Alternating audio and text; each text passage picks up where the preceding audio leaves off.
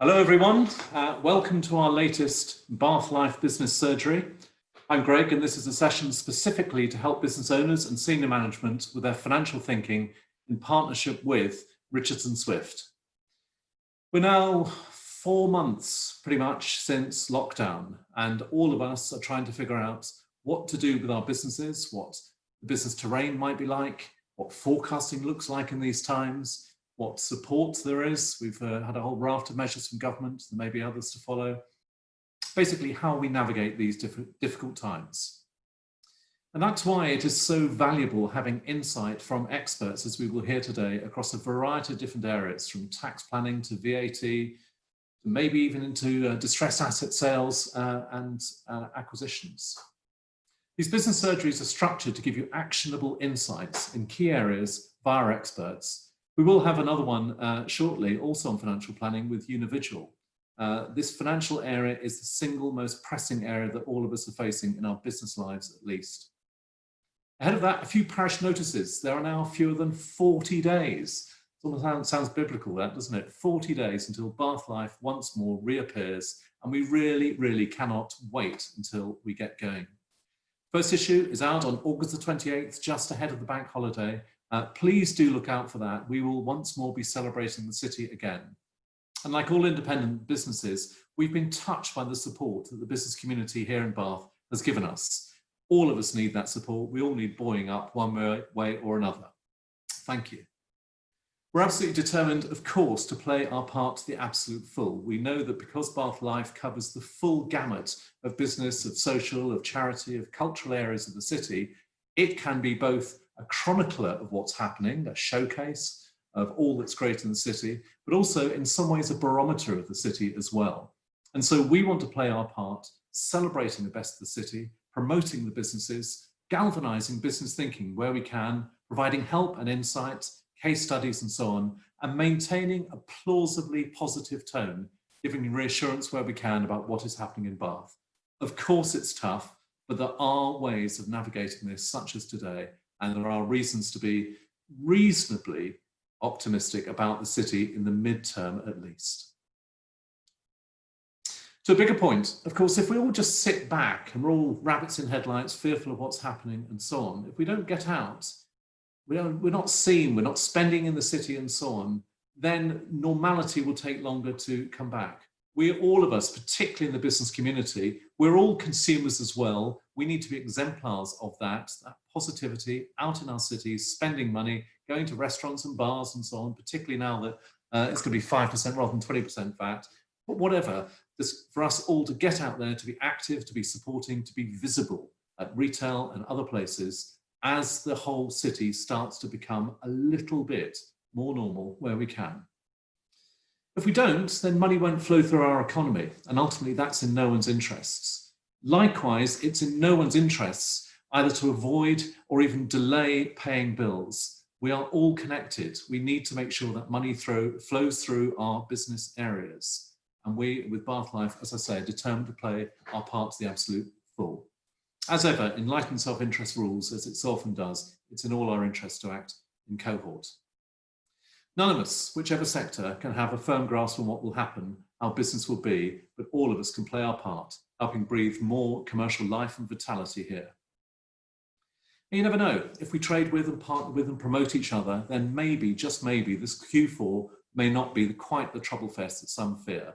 We'll be discussing that and amongst many other things with the Richardson Swift team shortly. Whatever happens, there's one key area of Bath Life that urgently needs support of all businesses, and that's our charities.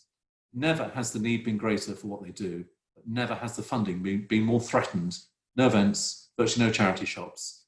So please join the wider business community, Bath business community, with residents and so many others for Bull Aid on July 30th. It's only just a week on Thursday. So when you get those emails, when you see social media, please take action. You can donate, contribute, get involved, give raffle prizes, encourage others to get involved.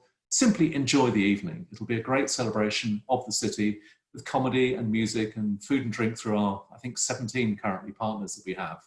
Vive le Bull! And also in that vein, please look out for our next Bath Life Business Club, which reverts to 10 a.m. next Monday. It's about the social responsibility of businesses. We'll be including Bruin Dolphin on the panel for that, our headline sponsor. Very proud to have them as headline sponsor of the Bath Ball, on why this matters, but also why it's good for business. Today, right, we're going to cover all matter of financial planning for businesses. Please send your questions using the Q&A button you'll see at the bottom of this screen. You can ask anonymously. Some of this is pretty sensitive, or you can be named as you like. But do ask, because we all need help. We might as well get this stuff right, okay? Top level advice, entirely free. That is the plan today, as ever with these surgeries.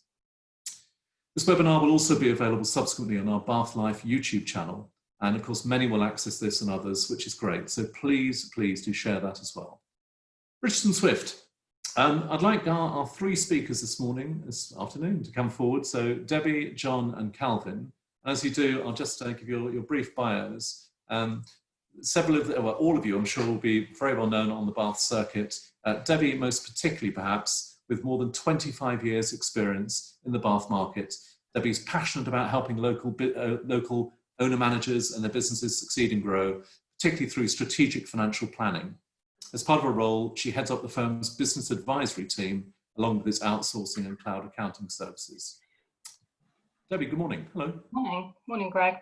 And John, a chartered accountant and chartered tax advisor, one of the city's leading experts in OMB.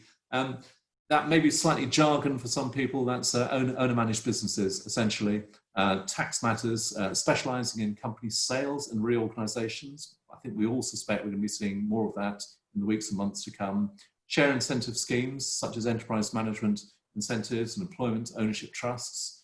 Research and development tax credits, that could well be a vital lifeline for many businesses, particularly those with a tech bias. We'll be exploring that later. Commercial and resi property, and the UK impact of cross-border tax issues. We may not come on to the latter one. I think we're all going to avoid the B word of Brexit just today, at least, if we can. And Calvin, a director with more than 20 years experience. Calvin is a fellow chartered accountant and a member of the Chartered Institute of Taxation. He advises a variety of OMBs and private clients on all aspects of accountancy and taxation, specialising in inheritance tax and trusts in particular. Debbie, can I ask you about the business as a whole? Where is Richardson Swift as a company right now? Where are you on return to work? How many people in the team have been furloughed and so on? What's happening in the near term for you? Yeah, well, obviously, you know, the initial impact was such that, like with lots of businesses, I mean, I'm quite an optimistic, glass half full kind of person, but you know, I wasn't quite expecting the lockdown as it happened. So the team were having a test today, trying working from home. And as it is, most of them haven't returned yet. So, you know, as a business, it was challenging to start with. We obviously had all the government guidance coming out that we were trying to update clients with in a timely manner. I mean, the amount of information coming out and trying to digest that and inform clients was a challenge in itself in those early days. And then we had to look at ourselves as a business. We're a small business, and we had to consider our own cash flow, our own business setup. You know, what if our clients didn't pay us, or definitely paid us over longer terms? How would that impact us as a business? Did we need to furlough staff? As it was, we only furloughed a couple of the sort of admin staff because we didn't have the office open, so we didn't necessarily need the reception cover. And then helping the staff, obviously, you know, we've got working mums or working parents who needed to juggle their homeschooling. So we moved to a very flexible working pattern where staff could work whatever hours they wanted to fit in with their home arrangements. And that is still the case. And I think that probably will be going forward, where people work in a more flexible basis, not necessarily your 9 to 5 in the office tradition.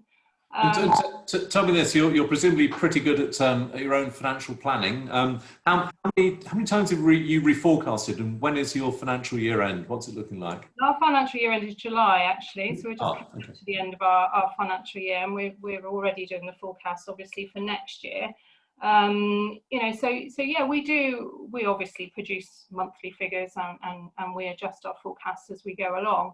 And we've needed to do that from a cash flow perspective, you know, as it is, clients touch wood, you know, like you were saying, Greg, the cash needs to keep flowing, and clients have been paying. So credit control is key, getting those debts paid.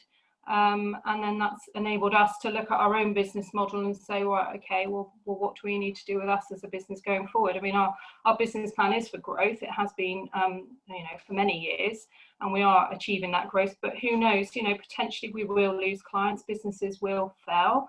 But then hopefully we'll pick up other clients. Maybe clients out there who haven't had advice from their current advisor. So it's very hard to predict where that will leave us.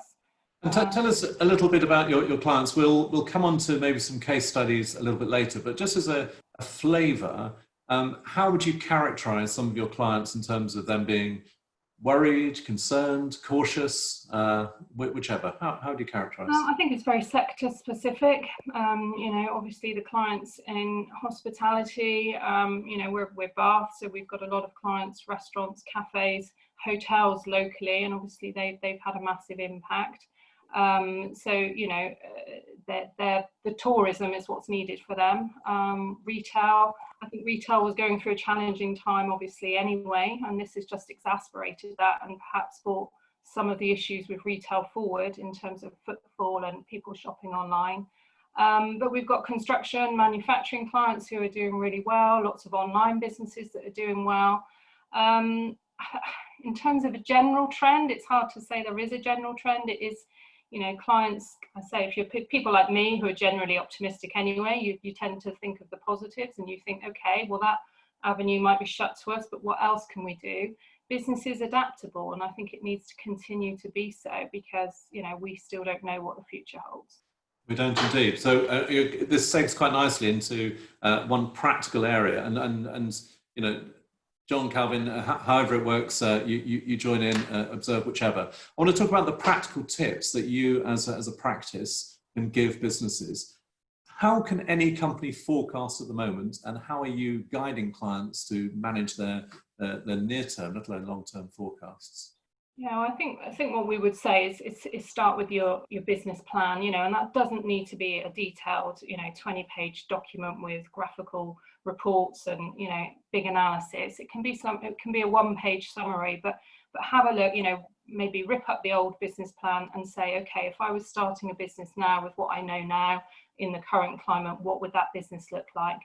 And maybe do a bit of your SWOT analysis, look at your current strengths, weaknesses, your customers, etc., and just sort of start with that business plan. And maybe for the next 12 months, let's not try and do 5 years ahead, but let's look for a year ahead. Once you know what that business plan looks like, then we can start doing some forecasting around that. And clients always say, well, I have no idea what my turnover is going to be. A lot of businesses don't have recurring turnover. They don't know what it's going to be 1 month to the next. So, okay, let's start with the costs. We know what they are going to be. You've got rent to pay. You've got staff costs to pay, overheads, etc. Start with that, see what that looks like, and then work upwards and say, okay, well, what is my break-even point? What is the minimum turnover I need to achieve just to cover those costs? Sorry, Greg. I was going to say, and John, are you finding with some clients that they approach it a different way around, which say that whatever our revenues were, we're going to take a discount, it's going to be a percentage lower? And if so, what sort of percentage cuts do you think people are anticipating? Yeah, I think certainly in certain businesses, tech for instance, I think they're sort of managing to at least maintain where they were and even attract funding from the right sort of high net worth individuals. So there's those opportunities for those sort of businesses, and their margins, I believe, will stay fairly similar. But yeah, I think following on from what Debbie said with the hospitality, I think the margins, what we're noticing is that some businesses, hotel sort of sector, are looking at maybe, is it even more profitable to not open for a while? They've tested the water perhaps, and looked at a partial opening, then actually looked at their bottom line and thought, well, maybe we should not open for a while. But then other ones are maybe starting to talk to neighbouring hotels and share costs and that type of thing, and see if they can improve profitability and find some efficiencies that way. But in terms of pricing, yeah, I think for Calvin's experience, particular sector, I think sort of outdoor related garden centre type businesses, you know, there's some opportunities there, and there's some businesses are having their best sort of periods at the moment. It's a very good point. I mean, quite naturally, we're focused on the more troubled areas because they take the headlines. They're more visible to us in this city, perhaps, than elsewhere. But in truth, as Debbie said at the beginning, it's essentially it's presumably quite patchy. There are some clients doing well, others sort of okay, others incredibly fearful and trying to figure their way through. Calvin, what's your experience? Yeah, so I think it is a really mixed bag, and you've got. I think as Debbie started with, a lot of our clients are just going back to the kind of the beginning and the purpose of why we're here and what's the business plan say, and just carrying out the, you know, strengths, weaknesses and opportunities. I mean, the threat, obviously, we know what the immediate threats are with the impact of all of this, but it's sort of recalibrating in a kind of way for some businesses, i.e., for example, moving more to an online area of retail instead of being offline and those things. But I think it's a bit, to me, it's been a bit of a mix of sort of getting deeper into what the client is actually doing and getting to grips with the numbers, but then coming outside of that and trying to say, right, okay, if we try to forecast into the future, what might we be looking at? And I think you just look at the general trends that we know that 2020 is going to be very difficult. The recovery will probably be a lot slower than what we're led to believe. And it's planning to get to that. I think it's planning to get to the new year and then probably not being over optimistic with 2021, but trying to get to the real sort of nub of how to plan effectively. And as Debbie said, it is an ongoing process. How would you changed? They've kind of been, you know, up and down over this. It's a real roller coaster and a real emotional one as well. It is. It's existentially emotional for many businesses, I'm sure, right now. But how would you steer businesses in terms of cash flow expectations? Two ways around. One, on a practical side, is this something that should be weekly, perhaps even daily? It should be that front of mind. And two, what are you experiencing in terms of debtor days? And that I mentioned at the beginning about the need to pay bills, but nonetheless, there are some clients who are taking longer than previously. Yeah. Talk about cash flow with your clients you've been running through. Yeah, I mean, you know, once you've done that bigger picture forecasting, you know, that's very big picture. You might see over the 12 months where your trend of cash flow is, but then what you need, like you say, Greg, is really a day-to-day, certainly week by week, more intricate cash flow model where you can literally see, okay, if that customer that's due to pay on Tuesday doesn't pay until a week Thursday, what is the impact on my cash flow when my wages have got to be paid next Friday? And that's more the detail that is then needed. So, you know, a lot of the cloud accounting these days links into forecasting tools where you can exactly say that. You can change the dates of when someone's going to pay you and see immediately what the impact on your cash flow is going to be. And then it's looking at those pinch points, you know, when is the VAT due to be paid? When are the wages and the PAYE due for payment? And not forgetting that some of the things that haven't been paid, the VAT that wasn't paid between March and June, the corporation tax that maybe hasn't been paid, will still need to be paid in the future. So that needs to be brought in as well. So I think, you know, looking at it day to day, certainly week by week, is necessary. In terms of debtor days, you know, that they probably have extended a bit, but not too much. It's been the general trend. You know, as usual, those clients which started off at the beginning of this period with cash reserves and a good strong balance sheet are the ones who are still okay. Anyone who was in a slightly precarious position at the start of all this is obviously, unfortunately, not had the buffer there to really give them that backup when cash flow was delayed. So you know, go on. No, I'll carry on, Greg. Sorry, sorry to interrupt. I was going to ask a question about credit control. Is now a time to be tougher on credit control because all businesses need the money, or to be slightly more lax or relaxed perhaps because people are going to need some degree more flexibility?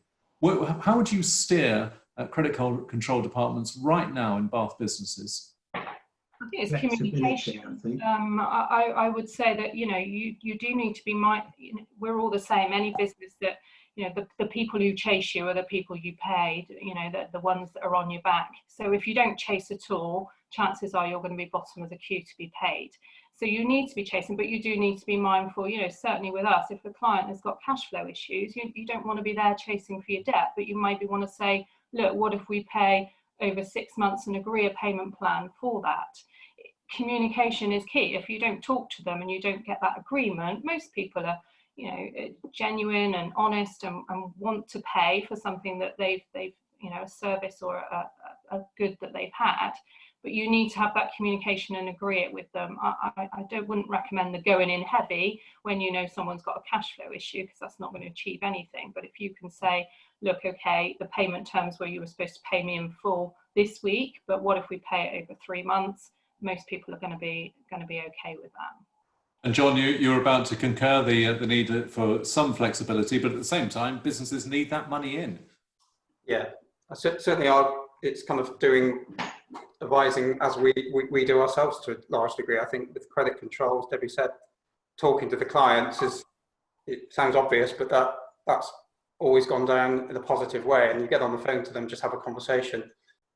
You've got that line of communication going straight away, rather than just both sides not doing anything. And then they've all been pretty positive in terms of their reaction to that approach, and generally they want to pay us, you know, and that way you know then it helps our forecast as well, doesn't it? So I think we would always advise clients to do the same really. Yeah, Calvin. Yeah, sorry, just to add in there, I think one of the key things, and what sort of I think stood out at the start of this, is actually what you want to really do is, because you're in a way, let's not forget that we're conserving cash flow on the one hand with things like the furlough scheme. So actually, when you look at the bigger things like, you know, your VAT and your tax liabilities and your staffing costs, it does free up a bit of cash in amongst that pot. So actually I think we've all been encouraging our businesses to pay the local suppliers and all, you know, and just to keep money moving in the system, because what was paramount in this, I believe, and one thing I was keen to sort of address, you know, to the local MP, is that we need to have money flowing through the system, because if it stops completely, we really do have a problem. You can't just get back in the driving seat and start the engine. It doesn't work like that. So we've been keen to kind of, you know, communicate the message to clients to pay your suppliers, keep the money moving, but obviously plan it effectively so that you're not putting yourself under severe cash flow constraints. Debbie, you mentioned about VAT, and of course it was very welcome, the idea that this VAT, not holiday but deferral, and that's a very key distinction between the two. But tell us this: what happens if it's more and more apparent to companies that they simply will not be able to pay it? They can see that deadline looming of March 31st, or I don't know, maybe it's briefly into April. But they know they can't pay it. What happens at that point? I mean, the revenue have always been open to payment plans. So, you know, there will still be the time to pay scheme that the revenue have got in place, and it will be a case again of communicating with the revenue and coming up with a payment plan. So it doesn't mean to say that by the 31st of March, you know, you don't pay, and HMRC are going to call in their debt recovery team. You know, you need to make that phone call and you need to agree a plan, and it might be you pay it over 3 months, 6 months, and you know, you will need to set up a direct debit with HMRC to pay that. So they will want some commitment and some idea of how you're going to plan. But I think businesses need to be planning that now, really, because it was a VAT deferment. We all still know, people will know what that VAT liability is. And you know, maybe even start chipping away at it now. So, you know, yes, hang on to cash, but it does need to be paid. If you can pay it off monthly between now and next March, that's one less thing to worry about. As ever, it's about comms. You know, the more open and the earlier people can be open, the better it is, whether it's HMRC or whether it's a debtor or a creditor, presumably. Yeah, well, I'll just add to that, Greg. I think it's critical with any tax debts, you know, the looming due debts, once they're becoming legally due, not, it sounds obvious, but not to bury your head in the sand, because it's much better, certainly from HMRC's point of view as well. Their view is, it would be, but you get on the phone, because the last thing you want to do is get past that due date, and then you've got debt management, who are a totally different department to deal with, and much better to be up front, and if you do have a problem, see if you can manage it. Tell us a bit about the recent change to VAT on hospitality. I think it's just last week. Yeah. Down from 20% to 5%. Are you anticipating that hospitality companies will effectively pass that on to the consumer, i.e. their tariff overall is lower, or that they'll trouser that 15% delta?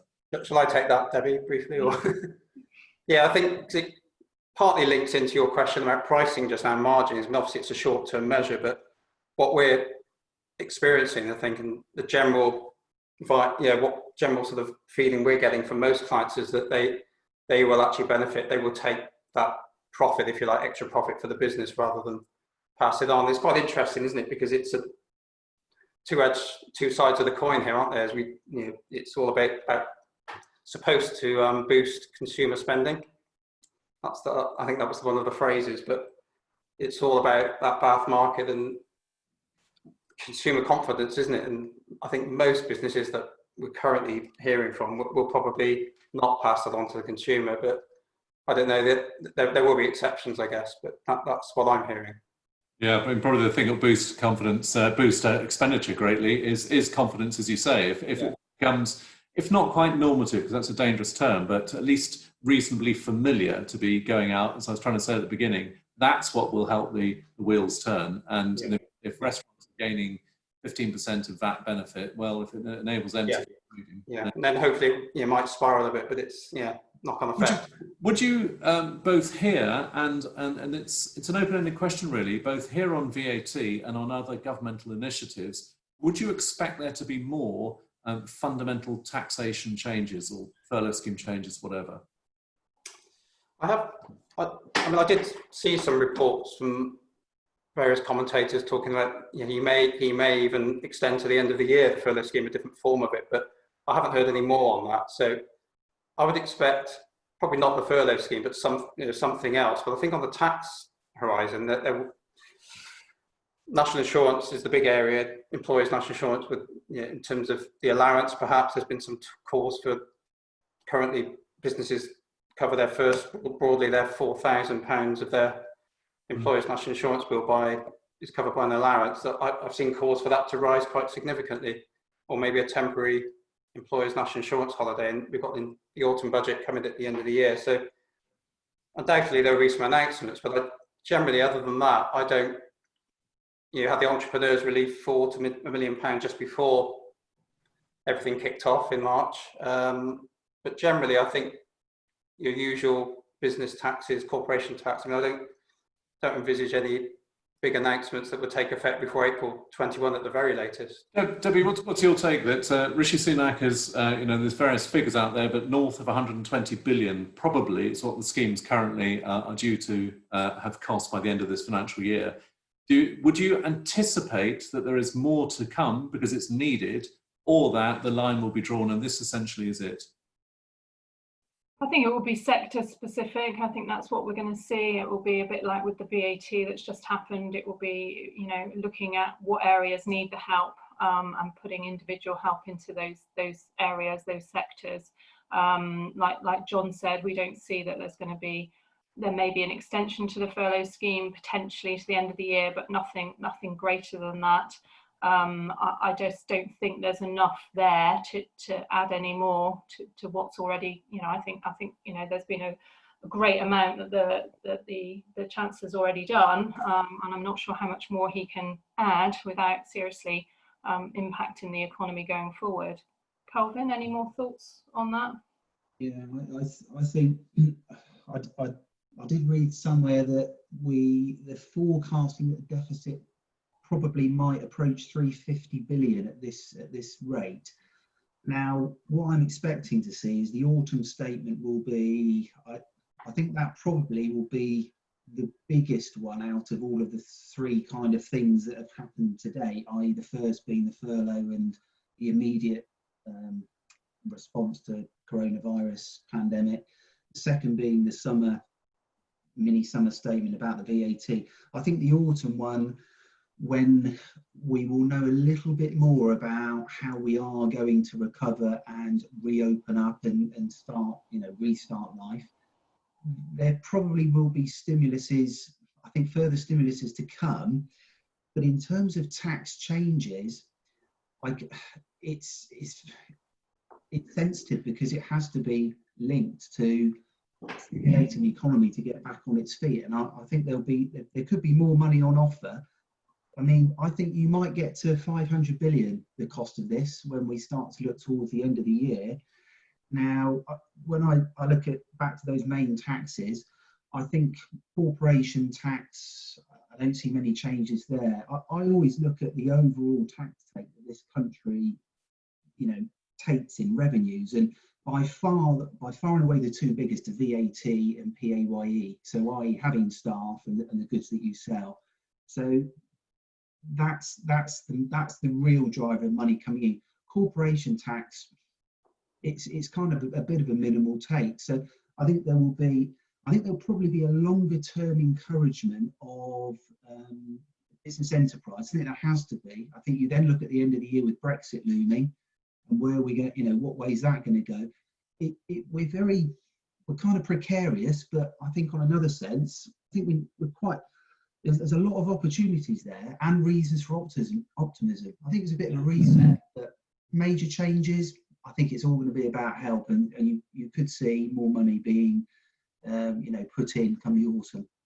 I think it must be the case that none of us can anticipate that there are going to be changes, but we might all hope that there will be, that having spent this much, that whilst eventually there'll be some sort of reconciliation subsequently, but if it still isn't enough to inflate the balloon of the economy, then there has to be more, and that probably some of that will be manifest in the autumn statement. But no one can know. Your take is probably closer than most because of your informed nature of your job. But we will all be looking on with bated breath at that autumn statement. Let's come to a different thing, which is about the various grants and loans that are out there to help businesses through.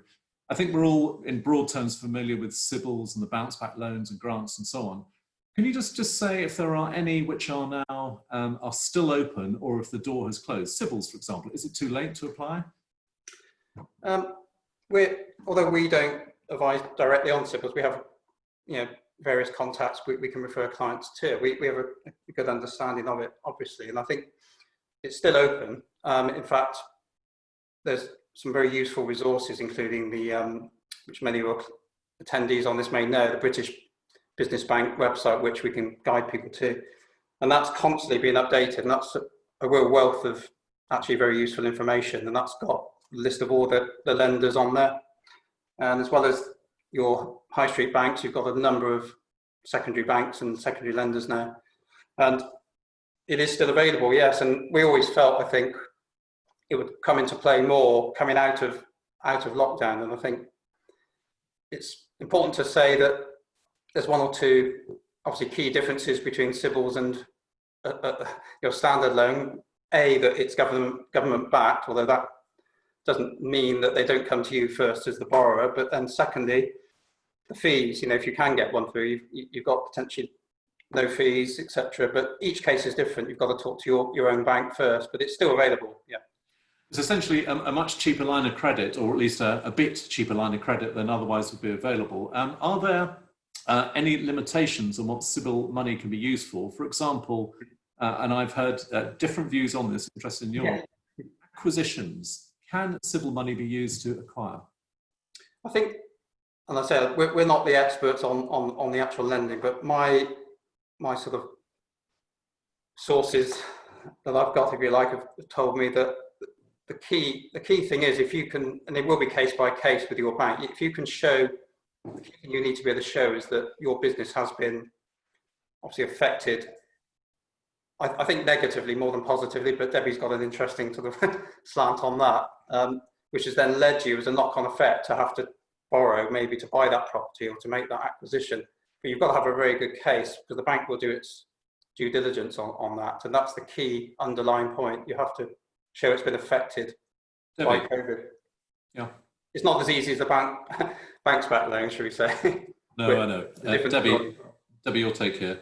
Yeah, so interestingly, I spoke to a client last week who is using a CBILS loan to buy a property, a commercial property. They're actually renting at the moment, and they're expanding, and they need larger premises because of that. And they're actually using a CBILS loan to do that, to buy a property, which, you know, was a new one for me. I wasn't aware that that was something that could be done. You know, the CBILS loan does have to show that there's been a coronavirus impact, but does that need to be a negative impact? Or could we say, well, because of coronavirus, you know, the business is growing, the business is expanding, and therefore we need bigger premises, because, you know, by doing so, if the government are, you know, helping that business to therefore expand, that's helping the economy. And therefore, maybe, you know, that is an actual positive use of the CBILS loan. In this case, it's certainly progressing. So, you know, it's an interesting slant on what wasn't originally what we thought CBILS was for, but potentially that is happening, and that's not a high street bank. That's one of the more unusual lenders. Yeah, I think there's some quite creative deals out there, Greg, as well. So. Well, this may in part answer this next question. We've got friends in another business who are saying that they are effectively being turned down for a CBILS loan because they're profitable, and they're still profitable, but just less so. Is it the case that the high street banks are that much more conservative, whereas there are other schemes out there that even profitable businesses could obtain that source of financing? I think potentially, yeah. I think that may be a general trend. I think that these other lenders are, as I hear, quite prepared even to, I won't go into the detail, but top up with a CBILS, you know, a combination of loans, perhaps a property development business I was aware of. So yeah, there are some sort of hybrid type deals out there as well. If you talking of other source of financing, or at least offsetting of costs, talk us through R&D tax credits. This is, for those who know it, it's been incredibly useful and beneficial in their businesses, but many don't. Give us a sort of, perhaps, I don't know, Debbie, maybe this is more for you, but some sort of worked example of the types of businesses that could obtain R&D tax credits, and those indeed that can't. Yeah, I'm going to pass this one straight over to John, because it's more his field than mine. Okay. Yeah, all of us have all got a variety of clients, corporate clients. That's the first thing. It has to be a company that undertake R&D on a project by project basis. So it can be, I think the general point is that it can be any company can potentially be doing R&D, but it has to be looked at project by project. And basically the highest percentage of, you know, the main sector is still software. I mean, that may be where opportunities come out of this pandemic. Obviously lots of app-based businesses. Essentially there's still challenges. They have to show that what they're doing is on any project is more than just innovative. So, and then put your case to HMRC with a robust narrative that supports a set of accounts and a tax return. So you can play around maybe with the year ends, Greg. I mean, I think, yeah, there may be businesses that have had to change their business model in the last 3 or 4 months, and every case is different. It may be that in that period, as well as maybe before, they're doing R&D in some shape or form, and then we can look at the qualifying expenditure, and maybe there may be a claim there. But the HMRC is supposed to have a 28-day turnaround. And it's, just to absolutely clarify, does R&D effectively, is that a sort of proxy for tech and innovation, or can you have businesses which aren't, that offering does not have a key technology or software aspect to it that will still qualify? Yeah, the latter can still apply. So you could have I think one of the examples we talk about over the years is, you know, a bakery. Maybe I think there was a bakery case where they'd come up with a innovative or groundbreaking, shall we say, process whereby I think they made a certain type of bagel that maybe no one had ever done before. So within that business, there could be one process that perhaps brought about efficiencies. I think it has to ultimately have a commercial end to it. It's not just. I think it's a conversation we have with every client, because, you know, I typically say to a client, look, I don't think of you as an R&D business, but I'm going to ask you this anyway, because you just don't know. Yeah. You know, I've got a gardening environmental management company who, you know, again, you say, I doubt if you have done anything R&D related, but have you? And they'll say, oh yeah, we developed this app to, you know, be able to see remotely where trees are growing or need trimming, etc. So you just don't know. I think it's a conversation you need to have with clients. The tax benefits of it are so great that you need to be having those conversations, and clients need to be recording those costs. If you've got staff who are working on R&D projects, if they complete timesheets or make sure you keep a note of what time they've spent on research and development. Make sure you keep those costs relating to that project specific on their profit and loss account, and not lose them within other costs, so that when a claim is made, it's very easy to spot those and to back up the claim. Let's talk about the big and fascinating topic of corporate restructuring, that quite clearly in current times, businesses are having to reformulate themselves. Maybe this is slightly more your area, Calvin. Give us an example or indication of how companies are restructuring, how they're thinking about their business in order to get out from under current times. Well, yeah, I think a lot of this is forced rationalisation, really, of looking at every area of the business. And I mean, part of it, just on a straightforward level, is coming out of this crisis is looking at staffing and accessing flexible furlough to get back up and running operationally as effective as possible. Areas you've got the other costs to sort of think of health and safety, and I think on a bit of a wider level, you're looking at working practices and opening times and all kind of areas like that. I mean, on also with some corporate clients is just in terms of pure tax stuff, is looking at corporation tax bills that are effectively, they've been crystallised because we've gone past the year end. It's now time to look at a bit of planning with the year end. I know it's only a simple thing, but you might want to bring your year ends forward if you've got a loss in this, this shorter period, and try and crystallise that against the tax that's going to become due in the future. Or conversely, you might want to extend the accounting period so that your next corporation tax hit is coming down the road. So I think overall, there's lots of different areas to be looking at. So can company year ends be moved? Can you have anything less than a 12-month company year end?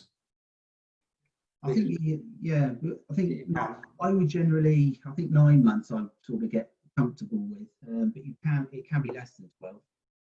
So if, for example, if you knew that your business was going to be loss-making, and this is just the maths of it, through March through to calendar year to the end of December, but that would be profit-making January forwards, you could potentially change your year end to crystallise those losses and offset that against subsequent corporation tax. Yeah, the rule is you can generally, I think you can shorten as often as you like, but you can only extend your accounting period beyond 12 months once every 5 years. So, I mean, yeah, you're right. Every client will have different bespoke circumstances. So the important thing to do, as you touched upon, Greg, is sort of look at, right, okay, if I move the year end to a little bit before, say, 9 months, then how's that going to affect the overall kind of cash flow in terms of corporation tax going forward? I think you need to look at seasonal aspects possibly as well. So as Cameron said, it is case by case. In principle, you can do it. But I think, although the general default is that if you suddenly had a 15-month period, you pro rata everything on an equal basis, and that might help you because you still got the two due dates, but the revenue could potentially look at maybe splitting that differently if it was clear that there was a loss in one period and or profit in one period and a loss in the next. So it's quite clear that a lot of businesses will have either large losses or very severe losses March through September because they haven't been trading. No. What was called the recovery actually still won't be that profitable October through December. So on that basis, best standing still, yeah. Yeah, at best standing still. So on that basis, it may well be worth pursuing the year end. I know this is a much bigger topic, but just gives a very quick headline. If you were to change the year end, very roughly, How complex is that process? What's required? It's not a complex process in terms of, you know, you just need to complete a form for Companies House to change the year end. Like Calvin said, you can only extend the year end once in every 5-year period, so you need to check you've not done that previously. Shortening it you can do as often as you like. So it is a form filling process. It's easy to do, but then you do have to make sure your accounting systems obviously then track the new year end as well. And then obviously if you've got forecasting and things, you just need to bring everything in line, and just be mindful that once you've changed it, that will be your new year end going forward. So like John says, making sure it's not at a time that's a difficult time, maybe from a stock take point of view, or, you know, a seasonal point of view. You've got to bear in mind you're going to be with that year end going forward. And I'm sure you're not hiding your light under a bushel, but nonetheless, I don't doubt for a moment that Richardson Swift can help with that process should companies require a year-end change. But give me one sort of headline of this. If there are losses in that period, how long can those losses be offset against corporation tax in subsequent years? Is it just the following year? I mean, going forward, it's broadly indefinite until the company dies. So the losses generally die with the company. So yeah, they can be offset indefinitely against profits from the same trade.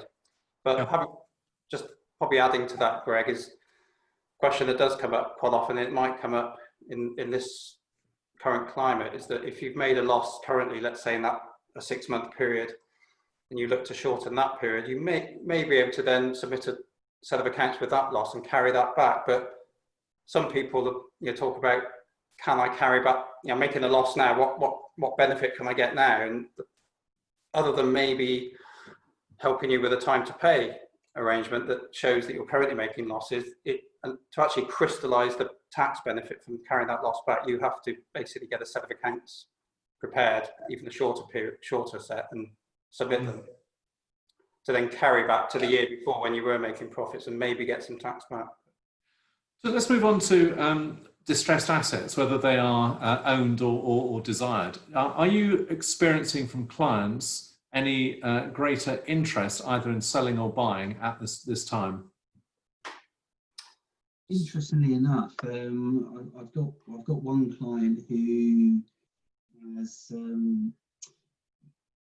it all kind of went on ice. One client who was about to sort of be entering into talks of a takeover. We didn't think that anything would probably happen with that until maybe the end of the year, but the talks have restarted again. And the interesting aspect at the moment is the whole concept of valuation and where, you know, how much are things worth. So I think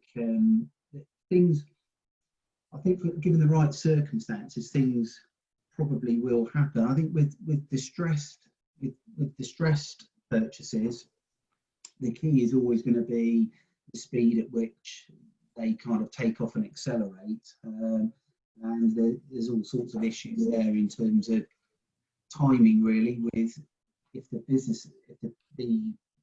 target business is in distress, do you do it just as they're now solvent, say, or wait till they're insolvent because you're in sort of different liquidation areas then, and sort of cherry picking out the assets that you maybe want or looking to acquire it as a whole.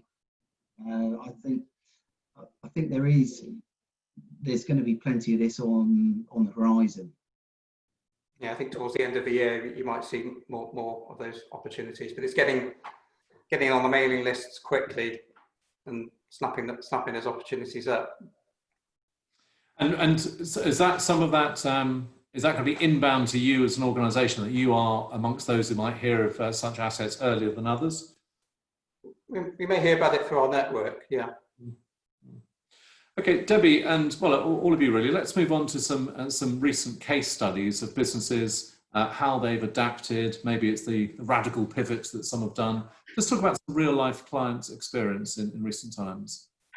Yeah, we've had some really interesting ones, you know, and I think it's worth just running through a few because it's interesting, hopefully for listeners to hear what other clients have been doing, other businesses are doing. So, you know, I have a client who deals with fitting out of commercial properties with office furniture. He deals mainly in London with big office fit outs there. Obviously, a lot of that has stopped because people aren't in the office, or some of the new leases aren't progressing. He's actually now working with businesses to provide a website for staff working at home so that they can go onto the website and pick furniture to use at home. He's then going to the staff can then log on and pick which furniture they want for their home office, and he's then dealing with the delivery and fit of that in their home. So that's quite an interesting one, where potentially he would have had nothing to do and is now moved to offering something, a home service for employees working from home. Coffee shops locally, I've got clients who within days of lockdown had managed to get a website up and running to start with just sell takeaway coffees, meals, and then move to a grocery offering, because obviously at the time the supermarkets were struggling, and he was able to get stuff direct from his cash and carry outfits to sell direct to customers. And the same with a local brewery client, who obviously they sell their beer to restaurants and pubs locally, and those orders dried up. So they had to again develop a website rather quickly to be able to sell direct to people at home, a different client base than what they were used to. So that again is being able to adapt quickly and move really quickly. And then we've seen quite a lot on home improvements of really increased. So clients, perhaps selling, flooring, etc., to local homes have seen a big increase because people perhaps aren't going on holiday, so they're then using the money to invest into their home instead. So sales of that type of product have really increased as well. And I think, Calvin, you've got a few clients as well that you could add in. Yeah, I think I've got a few clients who they've got a bit of a mix in what they do in terms of business to business and then business to consumer. What they've been seeing is that actually some of the business to consumer has just gone through the roof in this last period. So things like home improvements, things like time spent in the garden, has meant that sales of those kind of products have just gone literally through the roof. 200 to 300% better than on a comparative period comparable period last year.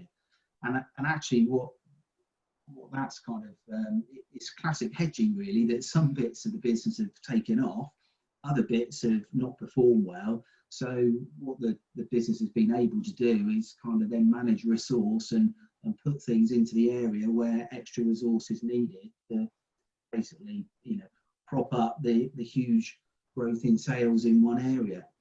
And some other businesses, I've got a business travel client actually, who you would think that business travel, it's end of the world at the moment, but actually they're very optimistic about the way forward. Reason being is that they operate in a market where it's obviously very crowded. It's dominated by the bigger players, but the type of thing that they offer, it's a little bit service driven. So actually what they're finding is that they are getting a lot of new inquiries ready for when we can get back started again, because they offer peace of mind.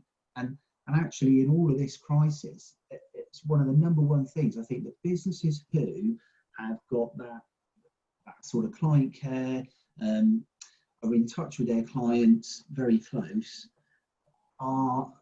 and I think that's usually the smaller businesses, in my experience, are more than agile enough to respond to those opportunities. And actually looking forward, that particular client in the travel sector, I mean, they're predicting it's going to go through, once we get liftoff again, they are saying they're going to be ready there to jump on this and capitalise, and they'll think they'll be really strong going forward.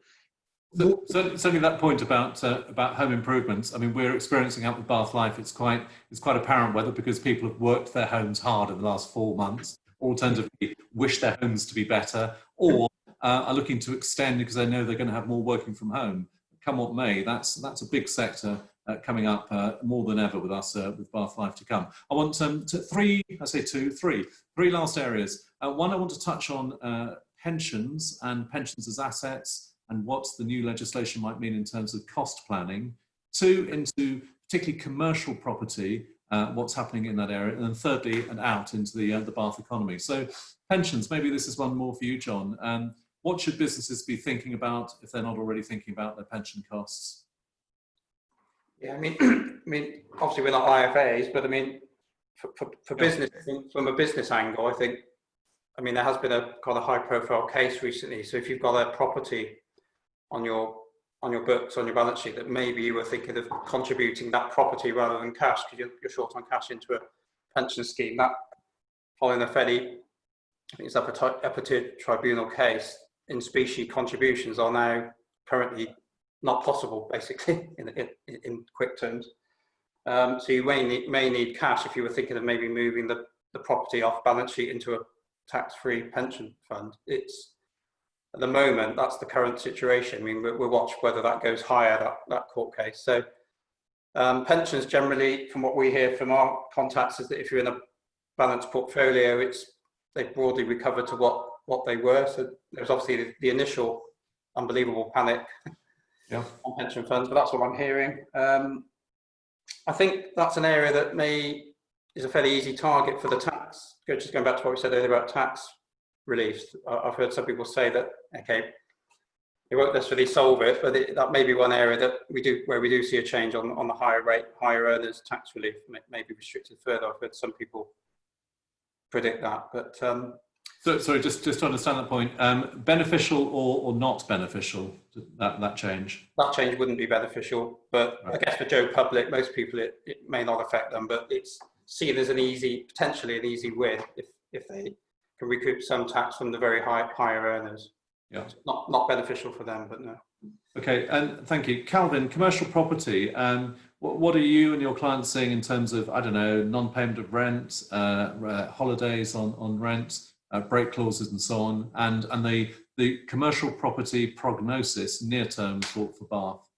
I think most of my clients have seen that landlords have been very receptive to opening into negotiations on rent holidays and rent deferrals, and that happened from minute one. I think the general sense I've got is that commercial property owners are some of the thoughts have been, well, we are in this together, so it's in our benefit that where we've got good tenants that we need to be as flexible and accommodating as possible. I think in terms of businesses, renting in the longer term, it's about getting out the agreements, reviewing what they say. I suppose coming up with a kind of a plan of action to deal with these rent holidays, but checking breakout clauses.